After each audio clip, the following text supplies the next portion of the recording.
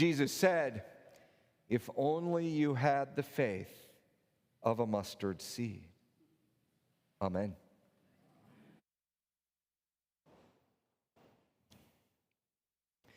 One of the most clichéic words and statements we hear is words matter, right? We know words matter. We know that everything we say has meaning and can affect the way someone thinks of us. Today, words matter more than anything else, right? We hear words coming at us that often repel us and don't invite us in. Today's gospel, I find, has some of that going on. I hear, right, that Jesus is saying, "Oh, you of little faith." Well, I want to say to Jesus, what do you mean? We come to church, we do what's right, we just kind of show up. Jesus is like, yeah, but, oh, you of little faith. Really? A little bit of faith? Really? Is that all I have? And then he says, oh, you worthless slave. Now, if the hair on the back of your neck went up like mine, you understand. Those are two words. If words matter, those are two words that we never say in this world that we live in today. Am I worthless? Jesus said that to me, to us. Are we worthless is the first thing. And slave, the power of that word that is destroying and has destroyed and has brought war to this very piece of land that we stand on today should make us shiver and then take all those words, all that Jesus is saying, all that fear and upset, and throw it away. Let it bounce off and pretend that Jesus never said those words. But I'm afraid to say, my friends, Jesus did. He did say those words.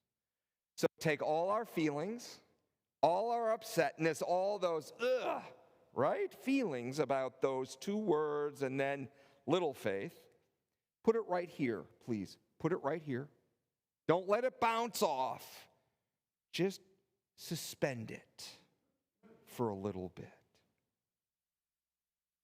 How many of you have seen a mustard seed? Have you actually seen it? It's teeny. It's not the seed that we grind up, make a paste out of, and condiment and put on our hot dogs or our bratwurst. It is so small that half the time, if you don't have 20/20 vision, you need to pull out a microscope and just kind of see it's there. And yet, whenever I hear, oh, have faith the size of a mustard seed, I get excited. I'm like, that's all I need to do. And we teach our Sunday school children that, don't we? We say, this is one of the most wonderful things. That's all we have to attain. There's a positive feeling. And Matthew tells a similar story and calls us both again into a faith the size of a mustard seed. And it's calming. It's hopeful. But, well, it also says then that if I have it, I can overcome all natural laws and take plants and put them in the Chesapeake. How many of you have done that? I haven't yet.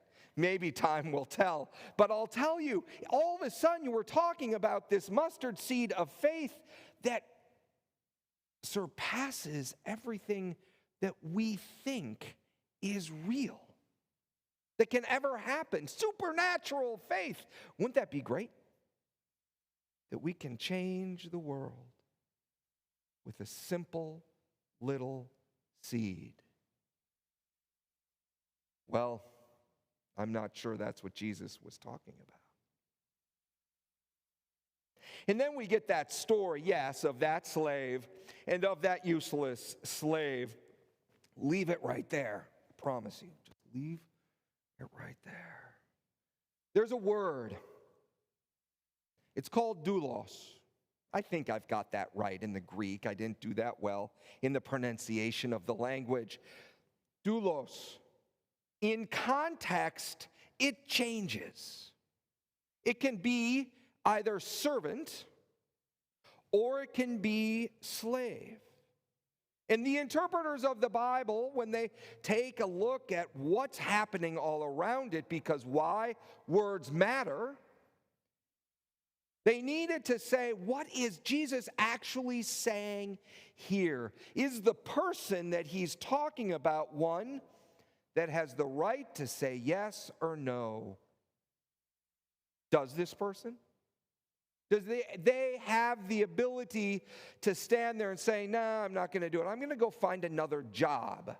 I'm going to go work for this other caterer and serve food over there, right? Or something of such nature. But that's not what Jesus is saying. Jesus is saying we are bound. We are bound to God. We are bound to know and do what God says. When we say we are his followers, when the apostles say increase our faith, Jesus is saying, just put your nose to the grindstone and do the faith. That's it. That's it. Nothing more. But one of the challenges of this lesson today is that which we did not hear. That's what we did, right? You may have noted we started at verse 5 of this 17th chapter. And it starts very abruptly, right? It's like, increase our faith. Well, why would we need to increase our faith? Jesus said this. If you put a stumbling block, this is the very beginning, if you put a stumbling block in front of anyone, there's that horrible statement about millstones around necks. If you put a speed bump that makes someone not see God, if you put something, a fence, a guard, something that keeps people from me, it will be worse for you than anything you can imagine. Oh. And after that, he says this. If someone hurts you, we like to use, the Christian church uses the word sin. If someone sins against you, hurts you, goes at you, you tell them that you've been hurt. It's called rebuke, as Jesus used the word. But he also says, if they ask for forgiveness, you are required to do it. It's not optional. It's beyond not optional. If we don't, we're putting that bump in front of them from knowing God, knowing God's amazing love, because that's how we are to live. And so those disciples were like, okay, I'm not sure I can do this. Give me the faith to actually not put up lines, not put up fences, not put up speed bumps, and to say, I forgive you when it feels like I can't, like it feels like it's impossible.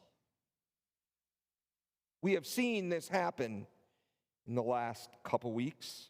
You may have noted, like I did, when I got home from church last Sunday, a man had walked into a Mormon gathering. They called a ward, not a church. Killed 4 people, and he set the building on fire. And I thought, dear God, could that happen to us? And then I heard another story about that exact same situation. A member of the church, of the Mormon church, set up a GoFundMe page and said, this woman and her children will not be taken down because of your hate of her and her family. And they have raised enough money for her family to survive. And I sat there and I wept as I read this story. I sat there and I wept that this woman decided to remove every speed bump, every wall, everything that was keeping this world from wanting to demean, every word that was going to attack, everything that was being said about her and her husband, who, yes, perpetrated a heinous crime, that they were going to lay on her and her children. And this one small member of the church said, no. I'm going to put my nose to the grindstone of love. That little seed, I'm going to look at. I'm going to hold. It is the lens through which my faith will be lived, not because it will give me some, gain in the kingdom of heaven or in God's eyes, not because I will ever supersede God. No, I am a servant of God. That's all I have to do. That's it. Wow. That changes this whole gospel lesson. Words matter, my friends, and the actions that we take from them. Amen.